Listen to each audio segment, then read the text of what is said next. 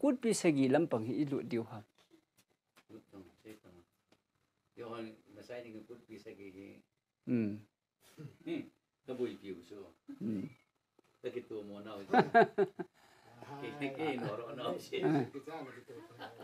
cái pa me chu neo ga se thế cút pi segi Ten Commandments lai ki ba oi ta na cút pi segi chu chan chu se thế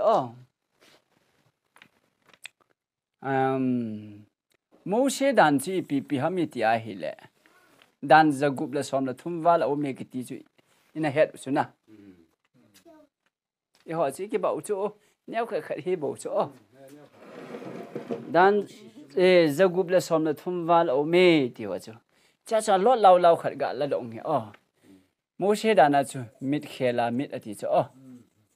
mit khela mit ati chu Paka Yesu Christian cross has a khat be ta chu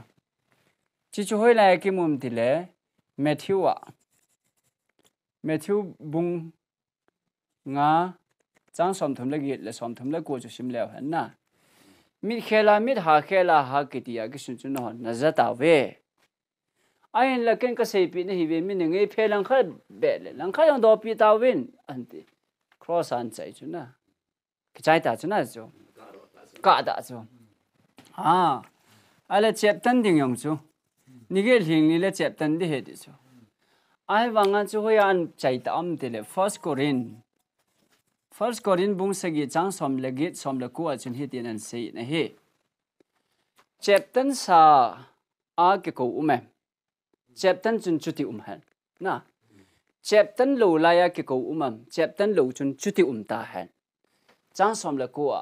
chép tân lo ima he boy Pathen thu pe nit bo thu pi pe na hi ti ta chu chép tân lo hi ma cha hi ta boy ati he mà thêm nào về căn sẽ có đàn chứ sol cha te bung som ni la khat chang som ni la khat a chun mos Paulin the piece yam ti le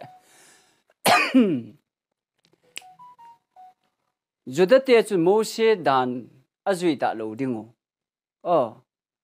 sapong ho che ba tan ta lo diu he ti na sim do khaw be ga sim do te sim do kha lo le sol cha te bung som ni la khat chang som ni la khat juda ho chun Moshe dan azui lo diu he tai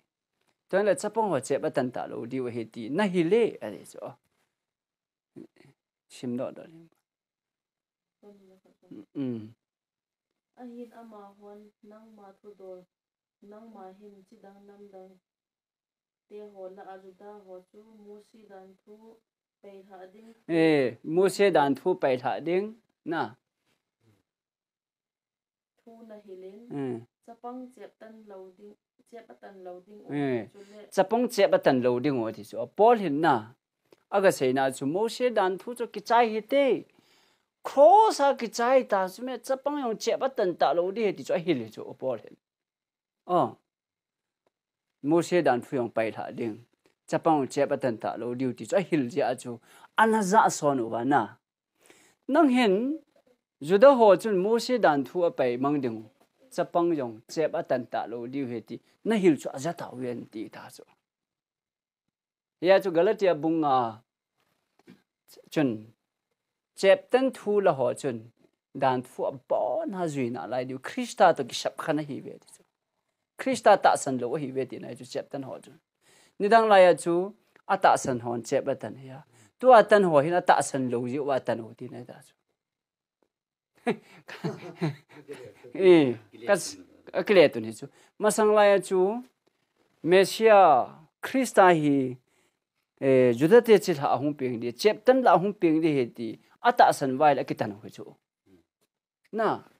to chu Paulin tan ngai ta pui chi chu na tan kit wa hi le Krista hung pa chu na pom lo he tai a ping zo tai a hung zo tai na chi chu na bol be wa hi le a hung chu na pom lo na wa hi Krista to ki shep khan jo na hi ta we bol ngai ta pui an ti ki ta chu ka sei da na ma them na wa âm nãy khẩn chỗ nên xảy ra bộ bộ với nó na ai vàng em Pathen thu hi on neya sei lo din na on neya thu ngai lo din zang ke ai ngai điều cho ole chep tan thu hi ta chu ten le no me jong jong so nga se li ding ki ti su na ai wangin zon bung ge chang nga le chang ge da chun no me no tin u chu set li ta hi wen an ti ta chu pa ka ye su na so nga se li ding yong an kham ta chu cancel bol ta chu na gan ki thoi na jong mi chon si o mai le gan cha an kai ding a chunga bon a chon si u si a phun ding a tha ding ki thoi ding ti chu he sa so ke o hin na Calvary cross a pakai Krista hung thia ko na chu gan tha ngai ta lo chu na ikal chu ku sa tha ding un Krista ta ki that dai hung ki ta chu na chong he sau chu na ha se po ta kut pi se gi lu lu te Exodus bung som lani chang som di le gu a chuni pi sem ti le kal chu ku sa na tha ding o hi chini ting ta le chun hi che kal chu ku sa chu agu bong lo de he ti ta chu na he su kai na chu na ji chu o he su ke u chu ya chu sa min jong agu bong lo de an ti ke da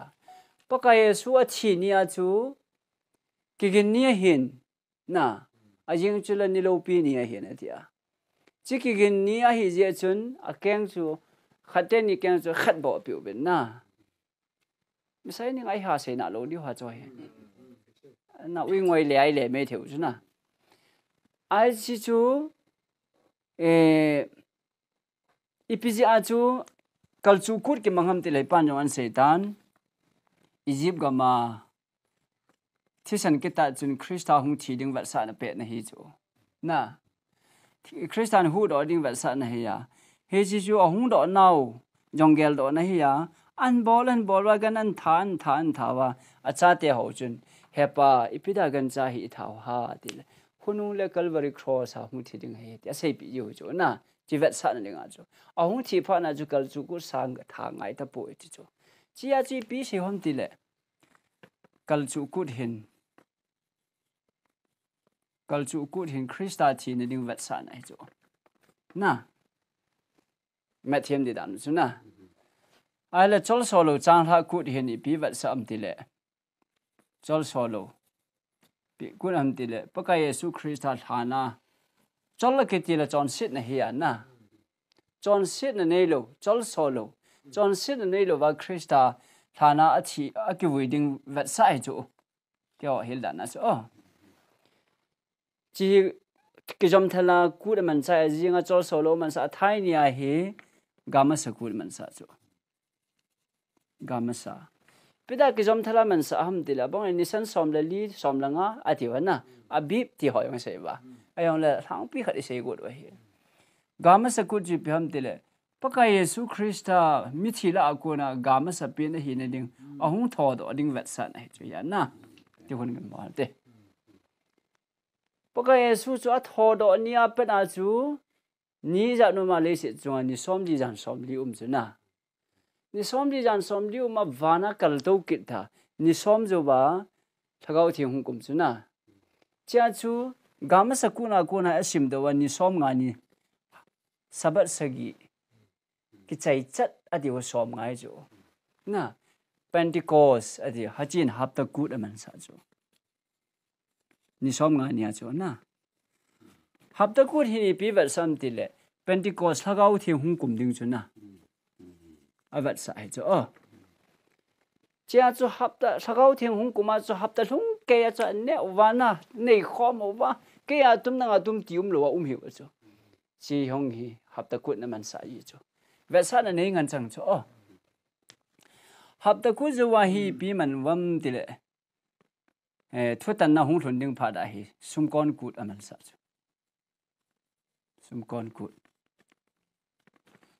sumkon kut chuni pida sumkon amu ham ti le ni som song amu no chu sumkon chu chon se ki sion ki lung heaven thutan na hung thong di tai ti chu sumkon kut ni som hi aman zo ta le hin day of atonement ki ti ai ho pa wa chu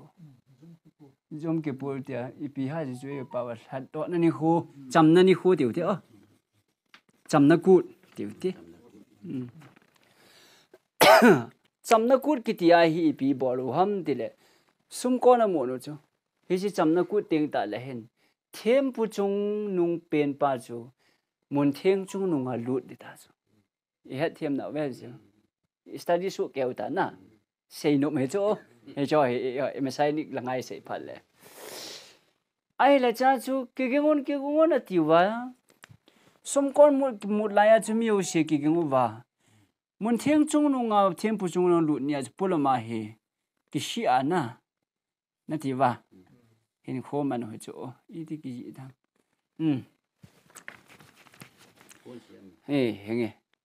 cha chu sum kon a mu no chi sum kon ku hin pi va sam ti le tu a e hon jong e ho contact ga sei de ke ho contact khara chu America gamma chu Krista hung de hi tai ti a second adventure ti wa na William Miller ho bung ho zo se hin an thang sa wa Krista hung de hi tai ti wa October tarik som ni le ni a chu hung de hi tai ne ti wa na an phone no chu cho man warning an bol ju le si chung pum pi 2000 ti kom 3 le hung de he yong I ti wi long ma sang a chu na hung de tai ta sab ki ta na sab ju sum kon kut ne hi chu ba sa na chu na tu ayong hi pastor ho evangelist hon sum kon ki mul chu ke si on lung he yon Krista hung de hi tai ki ti sum kon chu ani hu aga mana ga lam dot ho chu hilo phat si asum kon kut ki mang jo ta chu na mi warning ki pe tu ai chamna kut tu lai ta hi cha hi yu mu chu to ai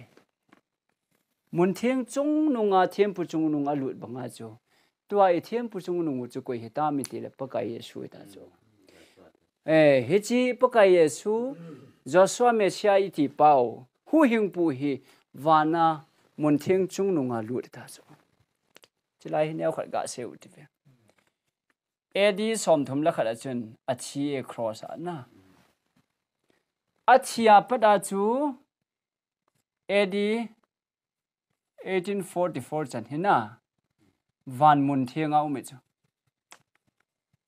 mun thenga Mose in Jerusalem temple asa dinga chu vana Pathen Avetsah chu na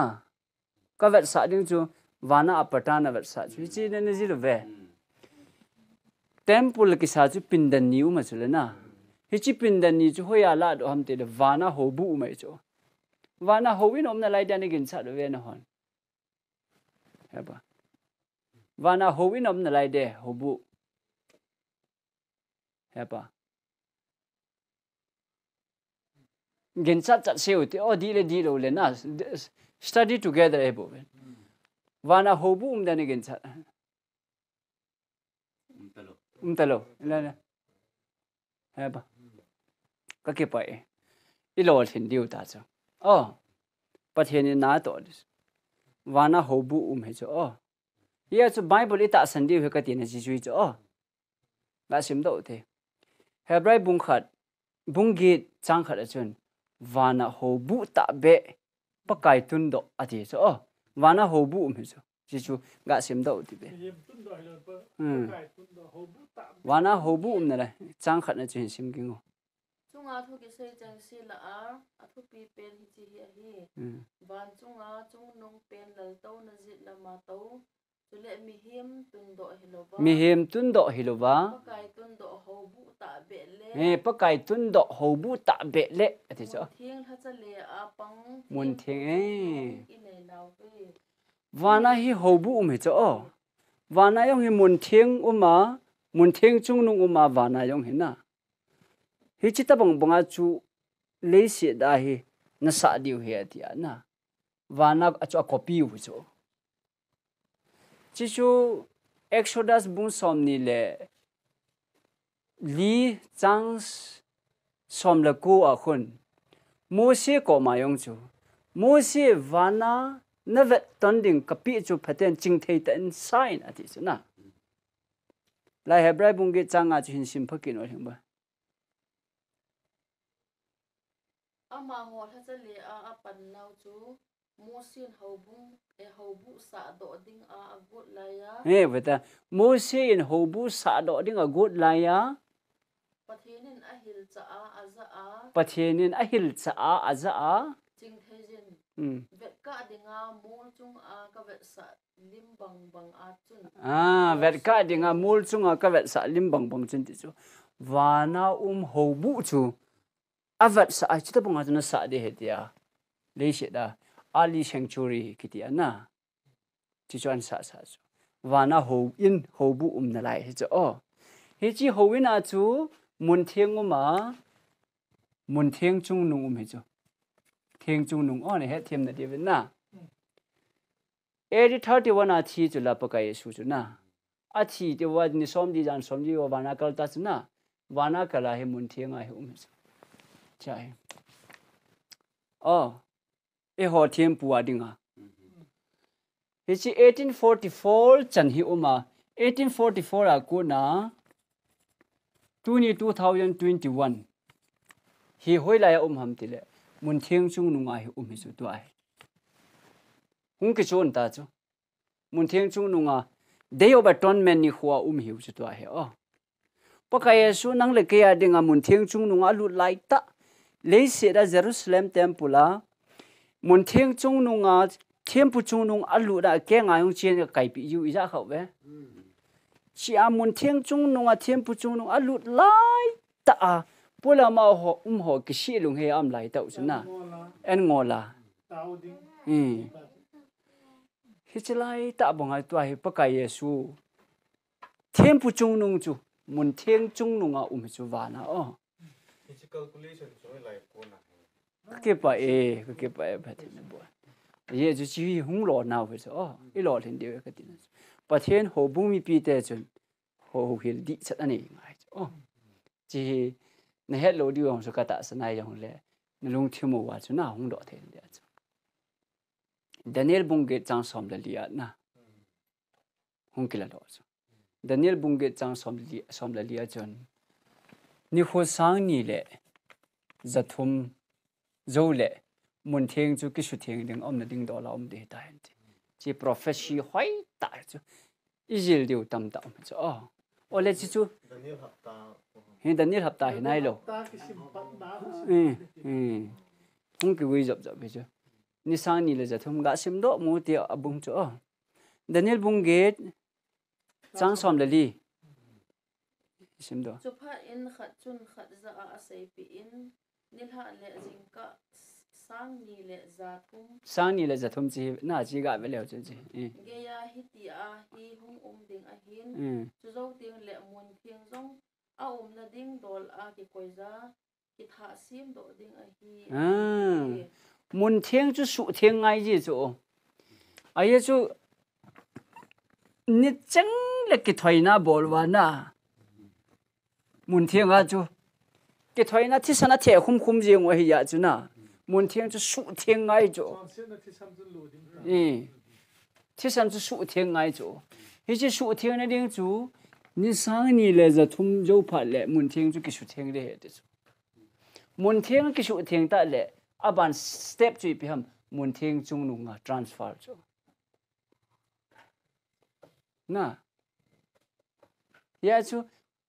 kum sang ni le za thuma ki chai ting ta le mun thianga thi san na kai nel nul hin na thang nam ho chu ki su theng de he tia i chi thi san zo se cho pu a mun thiang chung nu ha lut chu na chi pa chu ni khal le hoi ta a sei thei ki no cho chi chu cham na ku tu lai ta ai chu hi chi cham na ku da chu a sei chai la hung po do a chu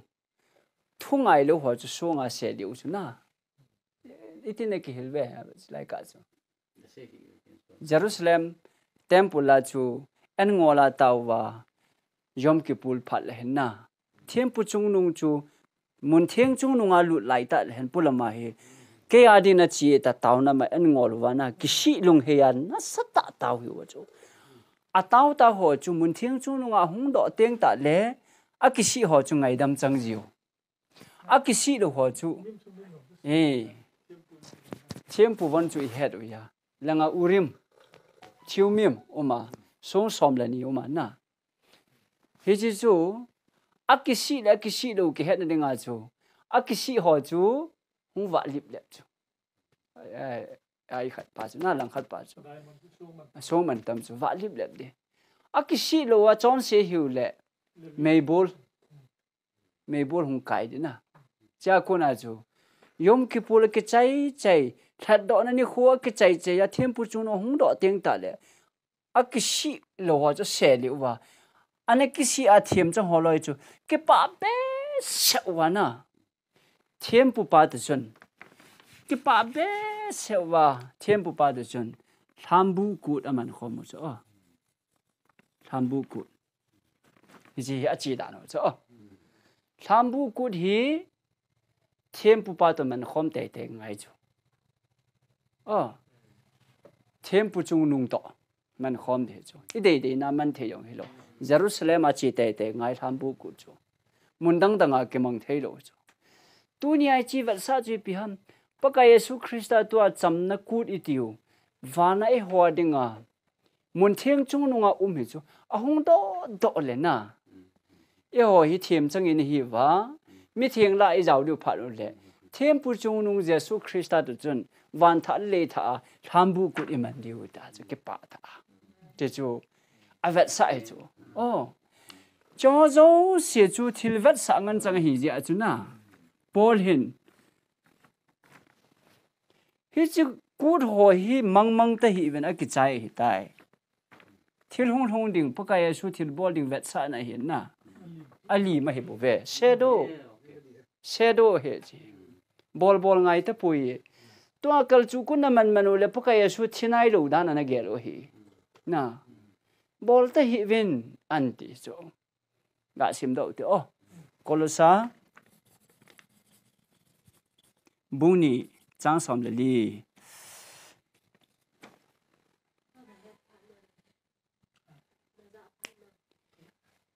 do daluwa ichunguwa batna le khasut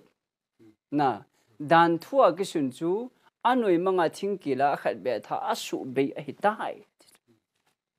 na cross a khat be hitai cho hi ama thina ding ahung thi ding Avetsah na ke bolen ahung thi ta jin chi Akichai ti bol ta hi ven ama chol solo chon sit nei lo wa thana ake vui ding Avetsah na ke bol hi ahung ke vui tan Akichai hi tai bol ta hi ven ka sei dan cho ama a thokit ma sa ding Avetsah na ding nga chu ke bol hin ai di chat din a thin a lumen ahung tho do in a gui lung ai ti bol ta hi ven chi Akichai tai pen hapta kut man sa in ni som nga yo le hapta kut man sa in a tho do zo win ni som nga zo win thagau thiang hung kum ki di jong thagau thiang kum na ding Avetsah na hin bol ta hi win na kut ni kho thu a him tha ni kho thu a him koi man nong ma ho noi mo da ta wen na bol ta pu we ti noi mo da ta wen na khununga li ma hi bo ve Avetsah na hi bo win chite khun kut a bol pu we tin min zo noi mo da wen ti na hi chu ka sim do ti chang som le gu chu sim jeng chuti a hi ji chun an ne thua a him don thua a him pu ni kho thua a him thatha ni kho thua a him chule chonga ni kho thua a him koi man nang ho na oi mo daw han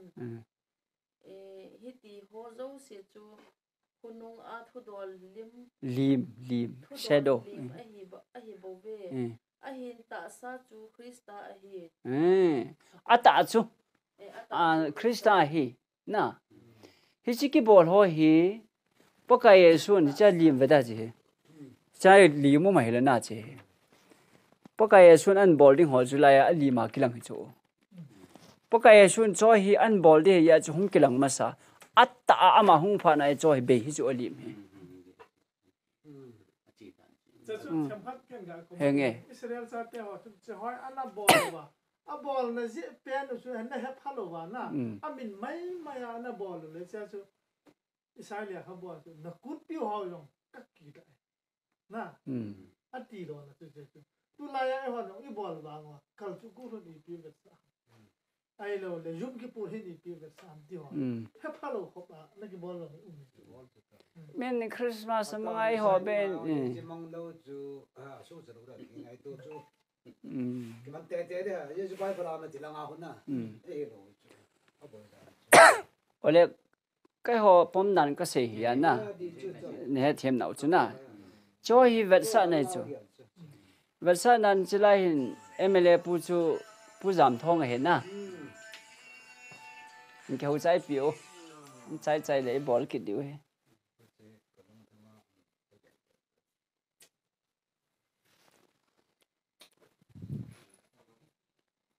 vật sản này sao thế bu giảm thong chú chip cái sao cái câu ta hay năng banner anh kita hay năng welcome to bu giảm thong na một quay tao về abon in Pathen ikigong về welcome la yong isago về chini chun ahung de nga tao về that som la nga nin ti tao thế na ahung ta welcome sa la yong isa ta imayo si bol sai tao akum ki din hi chi that som la nga ni chu welcome to pu jam thong ki tikit le ahung na de ni ki chai ta chu la ak to ding kin chu ki chai ta na cái trái ta chú na chú chỉ chú Israel thế chun bác cái số thil ball đinh chú mình ball trái cái ta ít ra na ball ham mà tia ball lên áp hỏi sao cái này đâu vậy em mà thêm nãy chú na hả cái vậy độ nó mà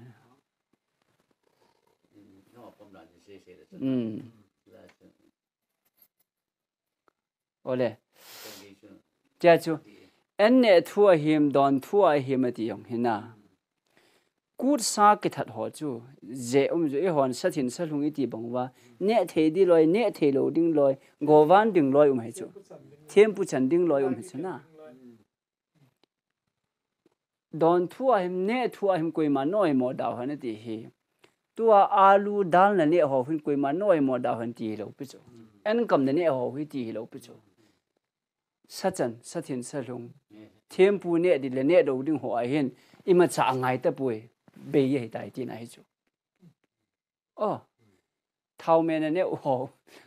alu ne ho dan ne ho ti lam pang hi lo pi chu sachan umai chu nama them na chu na ha ba sachan ho thempu ne ding ne lo ding ho hi chi hin thempu bon na thempu ne ding le ne lo ding me chu cha chu David dong chu gilkil be se ja na chi a le thempu tai lo win ane thei lo ding khat ane chula na awai mo chu la cho chu na am dan kha chu ke wai mo thei chu hi ti ho ne thu don thu a chun ke wai mo na am ta pui tha khat a hi tai sa chan sa thieng sa bu thempu chan ti ho am ta pui na ati na hi chu ne thu don thu ati le dunya se bang wa copy na ne o dal na ne o ti lam pang hi lo pi chu thil vet sa ne ya thil ke bol ho thempu ne ding le ne lo ding a thil ke bol ho chu Akichaidan koi ma cha noi mo da ta han ti na jo hi chu dunya ne o me ho hi lo pi chu tha ka hi ta ve ti na hi chu bỏ thế số cái thì này chứ anh này thu đòn thu ai cho là anh thu mà thì cho là anh thì chơi là cũng khát là khát về cho cút hỏi cho là anh cái gì chứ hiện chứ cút hỏi ông cái số mang để hết chứ Bible là sao chứ nó nói pa ha chứ amen pi ha cả cái mà ông rất thấy là phải đi ra hỏi chứ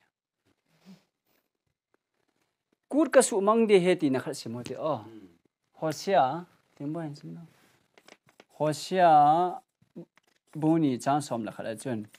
thiêm gạo cầm ăn xây đỏ sai chứ cút hỏi ông các bạn sụp mang để hết Pathen thu hi đi mò đầu đi đi tè tè đi ít hỏi ở cái đi gì đâu chứ thế bol kia diu chứ cái tổ liên quan cái cái là mi cái này à bài bao giờ cái gì rồi thì cũng bún ni trang som là khát chỉ hết bà chỉ cả ngày thì được thế yêu lăng lệ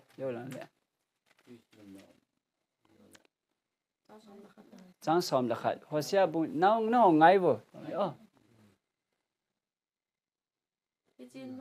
hijinu kinop sa na kasu bay so agol no kut ho hi han lang thatha kut hi zong le chong ani khu ani ji ho hi le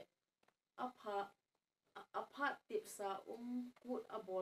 bolding jouse geya asu bay ding a hi je kasu bay đi đó kasu bay ding a hi je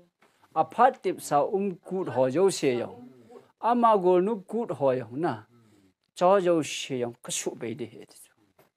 cha sei dung zui chata cho kolosa buni chang som la gu ben asu bay an ti cho aphat tip sa kut ki ti zu tu gama sa kut cho so lo kut ki ti ho hi cho yo kasu bay đi hết cho hi chon shit zo wa na hung ki bol do he cho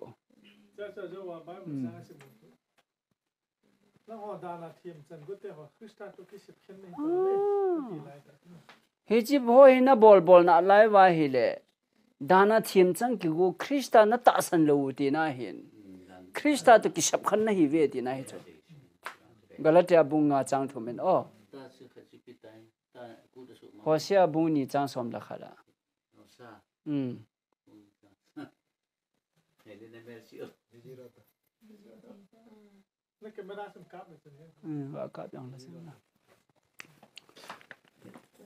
he pa no hon nong ga sim do ngap tung bo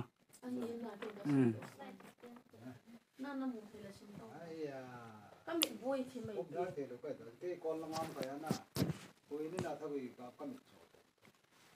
so pe pa min pi ha le len ye le chana nei ta chai ya nay ông mới say những này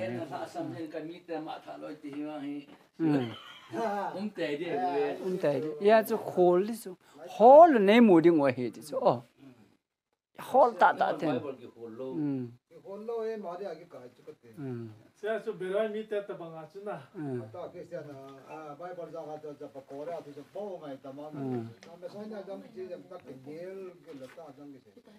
Kaya ang mua đâu ta cho cái đăng cái sao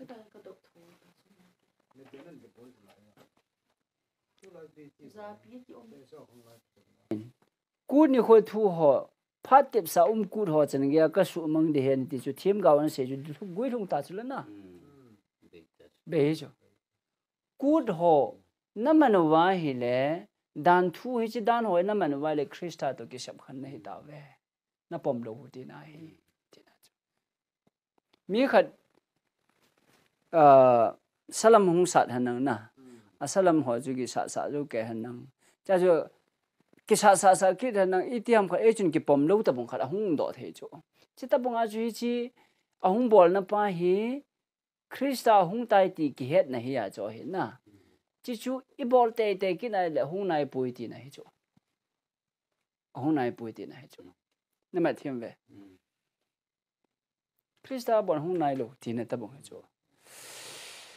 to Judaism ho chung chang thu chi vat ki na hi le amo hi Pathen ho hi lo piu chu ka sei nom chu lep thau hi wa chu Pathen thu cho hỏi thế ta correct tu ai sei ta bang wa ju wa min jong chu na min jong chu chi chu hi chu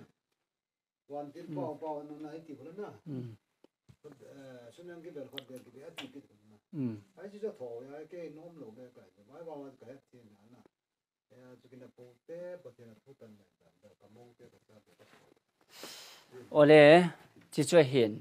anh đang ipi isei be di ha ki isei thei ipi ma